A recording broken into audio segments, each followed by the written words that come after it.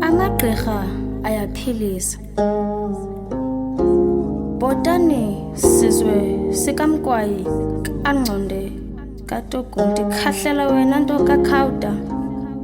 Ndibolekeni indlebe ndithi gqabagqaba amazwi amafutshane. Vuma siba lwam ndiphefumle. Ambi bathi ngumntu omhle obonapho singaboniyo khona. Walusabela ubizo weza nokukhanya. Esi sisizukulwana sobuyaphi.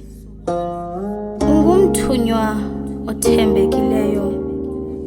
Ubukhali ngamehlo, ubukhali ngendlebe. Oomama bebhatyi nabefundisi bakwalizwi baqqubuda kuwe. Abasabhinabhineka ziintlungu ndithi umkhandi wamayeza wandivusa ebhedini ndigulele ukufa. Unyanga impilo yabantu abayinqwaba ngamayeza baphephisa impilo ezisutywa kukufa. Uzuqina ukomelela uzenzela igama uhlwele kulo mhlaba. Uthandazile wanqula kwabadala.